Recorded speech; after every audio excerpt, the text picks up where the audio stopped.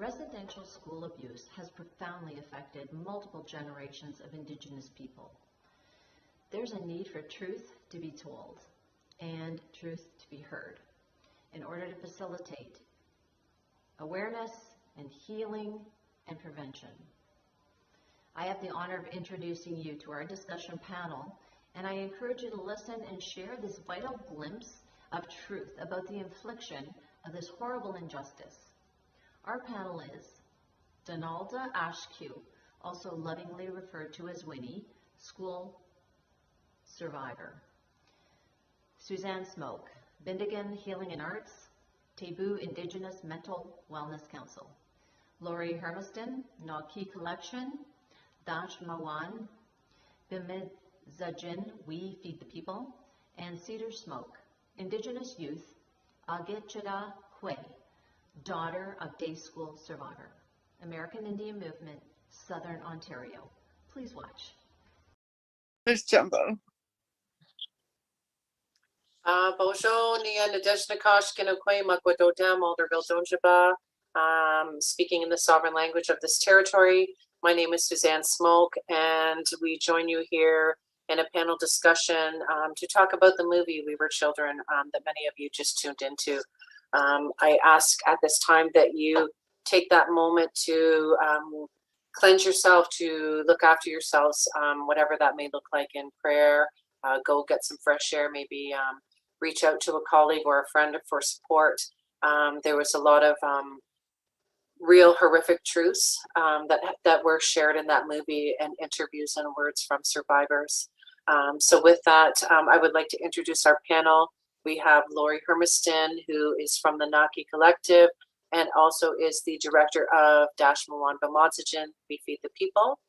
And also joining us is Indigenous Youth Ogichidakwe, Cedar Smoke, Chippewas of Georgina Island. She is the vice president of the American Indian Movement, Southern Ontario. And she also is a chef and cook with Dash Mawan Bamadzijin and works with residential school survivors today. So we would each like to share a little bit with all of you across Canada about our role and responsibility to our communities when we are talking about the impact of residential schools and how it affects each and every one of us today here in 2021. So with that, I'll introduce Lori Hermaston and allow her to speak to that. Lori?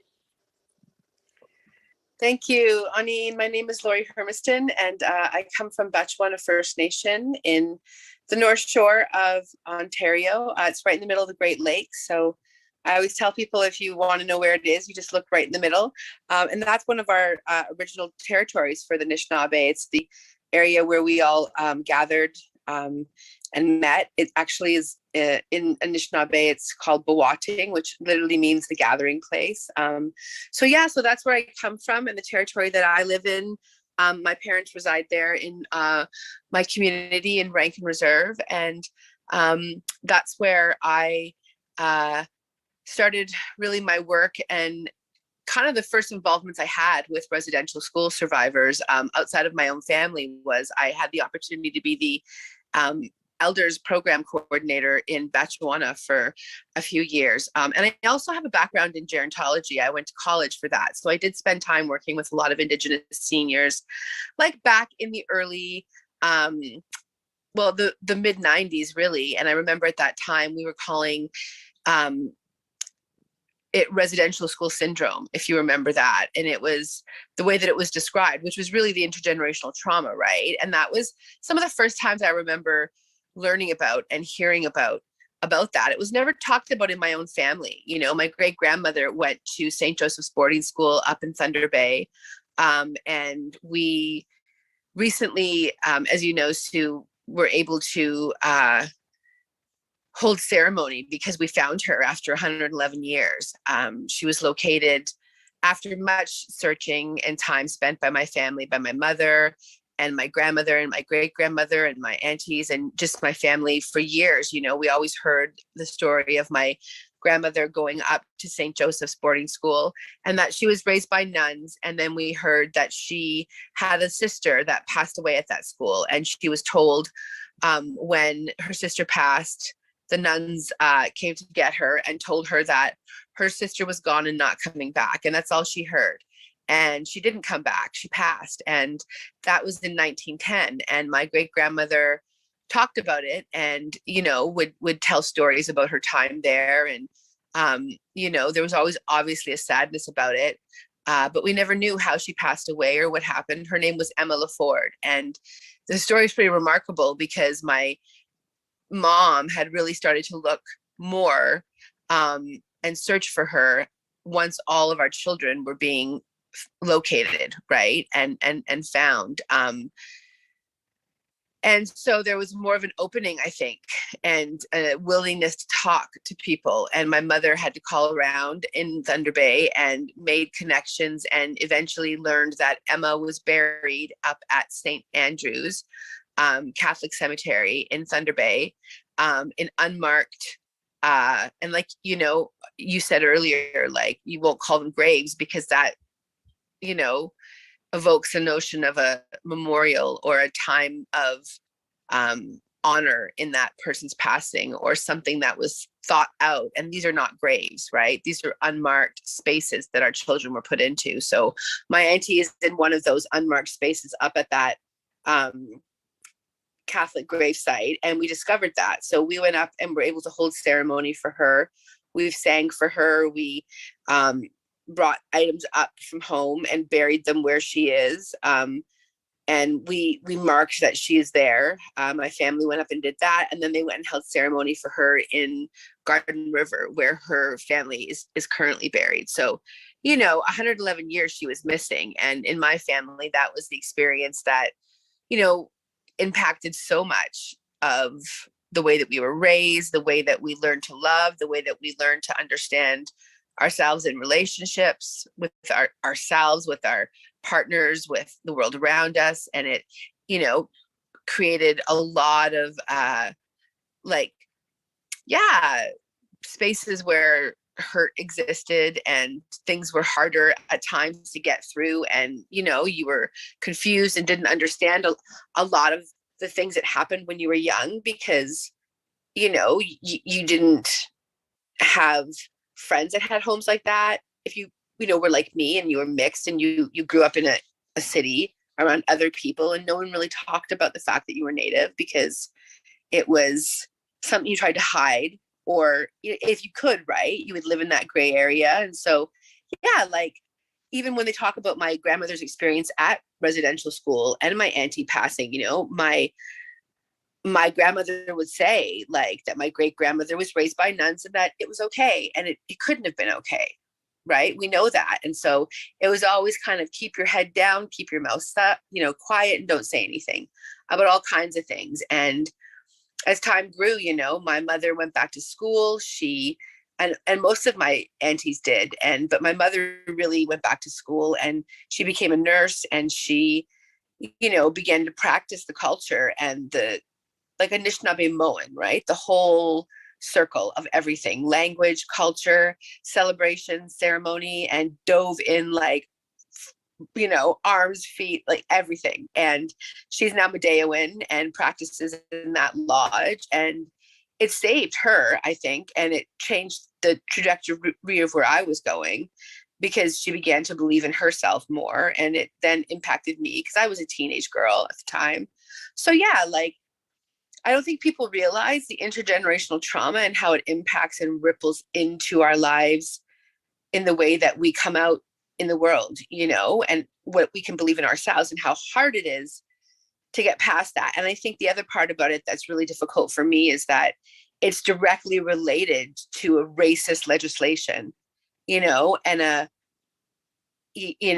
like intended desecration of a people. Like it's the most oppressive thing. So for me, that's why I always explain to people it's different because it's a government legislated trauma, really is what it has been. And like finding my great auntie and bringing home and all of that, it's kicked up a lot of pain in my family. My mom, aunties, I think, but even in me, because I have to really at times weigh out like that things have changed, my family has changed, but there still is old hurt and trauma. And I know that it's all directly related to the fact that my mother is Anishinaabe Kwe. And it's hard to reconcile that. I have a beautiful daughter who is going to be 20 years old, and she's Mohawk, Potawatomi, and Ojibwe, and a little bit of Italian and Scottish, but she's 3 tribes. And she carries all the gifts of the creator and the generation that she comes from. And her name is the sound the spirits make when they come. It's Jongwewe Gabo Ikwe. And I'm, watching her and seeing all the things that she's doing and what she's going to become. And you just know, things are going to be okay, right? But she still in her life can say that she's been impacted by it. It's not gone yet. So I think the message I would say is that you can't do this to people for hundreds and hundreds of years and expect everything to be perfect, or us to just get over it. Because I can say that my daughter's been raised in all the ways that we wanted, ceremony, her name when she was born, the same way as Cedar here. And there still is impacts that I know that she has. So hopefully, in a few generations, it'll just be a story that we tell them and not something they have to live through. So miigwech. Miigwech, absolutely. And our roles as mothers, raising our children through this grief, through this hurt, through this trauma, each and every one of us as Indigenous people across Turtle Island live trauma every day. It's not something that we get over. It's not something that is history. It's a daily effect on our lives. Absolutely. And so, you talk so highly of your daughter, and she's such a gift and a blessing. I also want to introduce my daughter, Okamagi Shikokwe.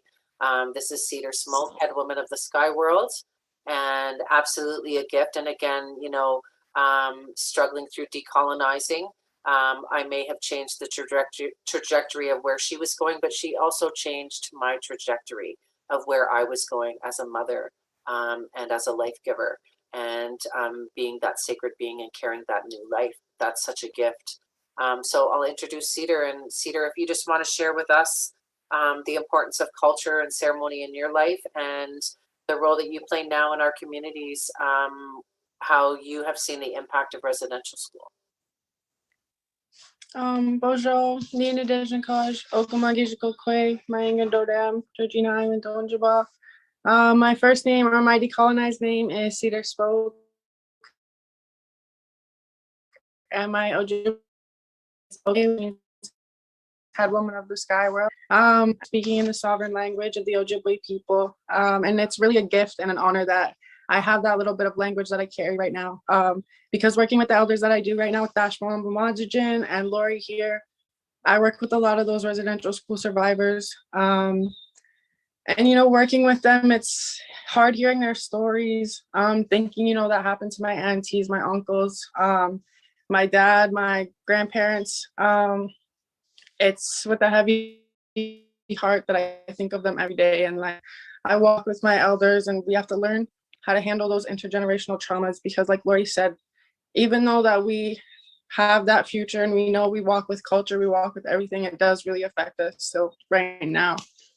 And when I speak in that language, it's such an honor to be able to do that, because we lost a lot of the language carriers. We lost our knowledge keepers. We lost our elders, our teachers. And those are those little babies that were there. And I work with the people who are here now who could have been those little babies, we could have lost there. So it's nice to be able to see them, work with them. Our food program is really nice. It helps them. And it's so nice to be able to expose them to that and be able to bring them out to events, and have dancers and drummers there for them to experience that culture, to know that we're still here, that our youth are still picking up those spaces. We're taking up space. We're making sure we're practicing our culture. We're practicing everything. So it's beautiful to work with them. And I'm just really excited. I have that space with my new auntie, Lori, and all the aunties that we work with in Nashmawan. I met so many nice people, so many good people. And I'm still learning on my journey, learning my culture, learning my language, learning all my traditions through working with my mom, going to ceremony, and working with all the aunties right here now. And, teaching those ceremonies to other youth, including other youth, making sure youth are coming in. And it's always nice to expose them to the elders as well, and doing that work with them. So thank you. Miigwech. Miigwech, Cedar. And I know that many of us, and the three of us, have spent many times out in the front lines, so to speak, working with our houseless community, working with seniors, elders, residential school survivors, and really seeing the impact firsthand. And what strikes me when I'm working with Dash Mawan, when I'm working with all of the frontline aunties and Indigenous people, is that caring heart, and feeding each other's spirit and lifting each other up. And that's what I see, is that, you know, we are healing our own, and it's through our medicine people, and it's our bundle carriers, and it's, you know, those ceremonies that are saving us. It's the language that's saving us. It's tied to the land and to the water. So I'm actually going to ask Lori if you can talk a little bit about that food and feeding people's spirit, and what is that role and responsibility that we have now in decolonizing and healing the trauma of residential schools right now. Thank you. Yes. So we work with a program called Dash Mawan B'Madsajan, which means they feed the people in Ojibwe. And it was started last year in June of 2020 around Indigenous Day, June 21st, and summer solstice. And it really was just started, you know, people ask, like, was it about COVID and a response to that? And I think what COVID did was just allow there to be perhaps people with a bit more time, because they weren't necessarily having to sit in the office in the same way. So we could do other things and balance our lives out differently, right? So we had time to do things like make food and, you know, organize like people and dancers and drummers to come out and do ceremony, hold space for the people that are houseless, Indigenous people here in Toronto. And so the first time we did that here in Parkdale, and we brought food, we brought drummers and dancers, and held space with some people that I think a lot of our community, you know, at times that struggles with substance use and, you know, alcohol, drugs, anything like that. They're often shunned away from ceremony and shunned away from spaces and places where people believe that sacred, you know, items are, and they really shouldn't be exposing these sacred items to people that are under the influence of anything. So there's a lot of judgment, right, that comes with that. And we practice harm reduction, which is frontline support of people that are using alcohol and drugs, and providing them with safe solutions to, you know, ensuring that they can live the best life that they deserve to live, right? So that's a lot of the work that we all do. And we found that there was a need to kind of gather. And so we did that, and we did that in Parkdale, and we brought drummers and dancers, and we feasted. We brought, you know, traditional foods. And a lot of these people that came and ate with us had said that they hadn't had like deer or moose in like 20 years. You know, they hadn't been able to have any fresh fish. One of our elders here knew exactly where the fish came from when he ate it. He said, that's Lake Erie perch. So that in itself is like cultural connection, right? It's memories of when they were children and times when they were living on the land or when they had access to land. And, you know, they're eating their own foods. They're eating foods that are traditionally Indigenous grown, Indigenous harvested, and things that many of them had access to when they were young children, because many of the folks that are houseless here in the city are residential school survivors and are also survivors of 60s scoop child welfare, you know, all of these mechanisms of oppression that have come in and taken their lives apart, really dismantled a lot of their lives. And so we started doing that. And then every single Sunday we were down in the encampments here and in different spaces and places, working alongside Toronto Indigenous Harm Reduction to bring food to people, warm soups, again, lots of traditional items in them. And then we started working with the elders at Wigwam and Terrace. So now we bring in about 400 meals a week to the elders. We serve about 60 of them, and we bring them about 4 to 5 days worth of food with dessert. They love the dessert. It's their thing. So we try to give them healthy, whole food. All of it's homemade, traditional foods when we can. And we also do, weekly connections with them when we drop off the food and they come down and get the food. So we do activities. We bring in music, we bring in cultural activities. We had a big feast with them about a week ago where we brought about 60 of them down to an outdoor space on a bus, and we feasted them all day with music and traditional drumming, and said they felt like they were at a garden party. So, we're doing that, and it's just little connections, and it's making an impact in their psychosocial, well-being, their health. They one of the elders said, it was so nice to just put our feet in the grass and walk around and feel safe to do that. Right. So little comments like that. And we work with a group of dynamic women and two spirit folk in the kitchen. Cedar is one of them. She's our youth. And we have, the whole program really honors the role of rematriation and what that looks like, and women's roles and two spirit roles. And, we counsel each other, and we allow each other space to be happy and upset and grow as women and talk and, support not only the elders with meals and the houseless folks, but also women, because we pay our, kitchen staff and allow them to then support their own lives. And so it's like a ripple effect of how we can feed, the community around us, which I guess is kind of in the name that we're called, right? They feed the people. So yeah, like we've been working really hard, and we do a lot of crowdsource funding. We have a bit of money.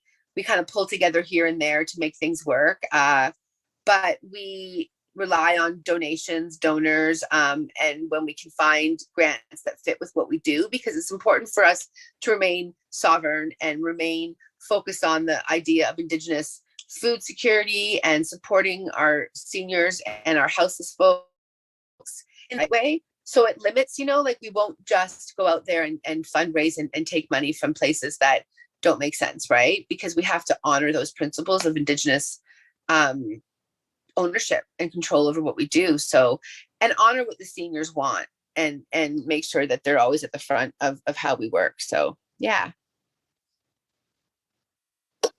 Miigwech. And it's about elevating their spirit and feeding their spirit through that food, through that blood memory, through that ancestral connection to the land and to the water. So Miigwech, Lori, and Cedar for doing that work. And my role and responsibility in community, I work in sexual assault, domestic violence, and mental wellness, and really understanding the huge impacts this past summer. But, for the last 500 years, the impact, and really understanding that we're not going to heal overnight. We're not going to get over it. And Canadians' role really is, sit in what reconciliation is, and that's going to be uncomfortable. And there's going to be uncomfortable conversations. And, let's get past denial and dissuasion, and let's really talk about truth. And if we can't have truth and accountability and justice for the survivors and their families, how can we rush forward to reconcile?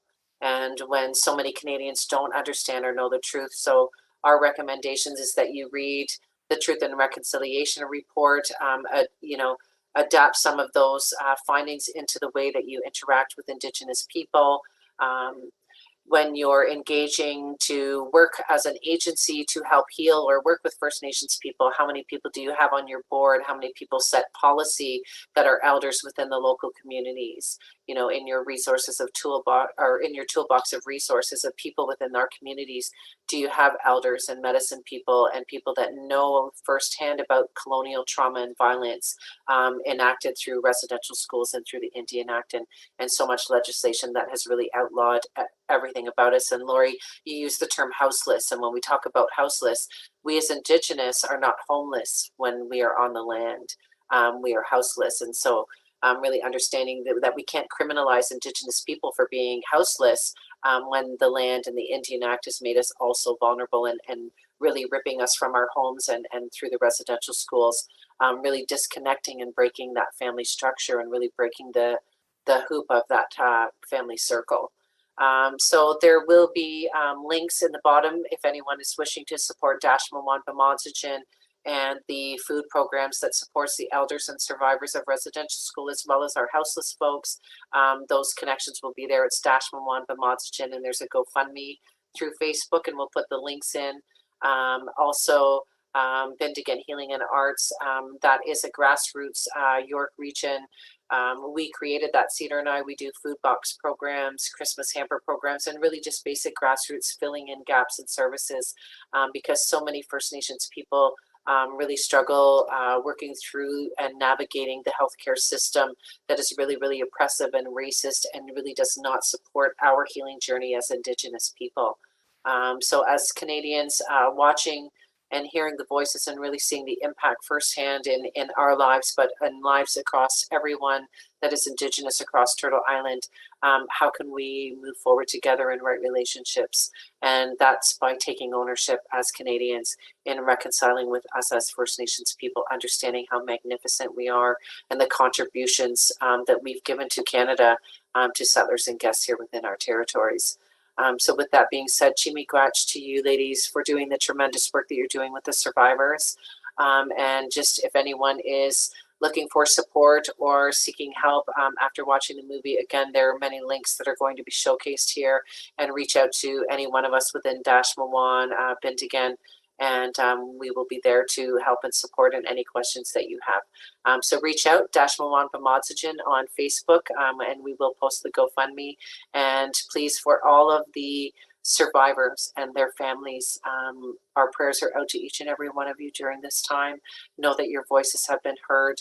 The voices of those young ones are not lost. You know, we found them, and with that, there's a great change and a great uprising of our young people that are here today. They have survived, and our culture and our language and our way of life is what is healing our communities now. With that, Chimigwach to each and every one of you. Reach out in a good way, build those right relationships, and it is Canadians' role to reconcile with us as Indigenous people. Chimigwach, thank you. Thank you so much for watching. If you would like more information, please email info@abusehurts.ca. Also scroll down for further information on resources, call to action, or other films. I'm Carol Brandt Kelowna, and I am the First Nations Ambassador with Abuse Hurts. Thank you.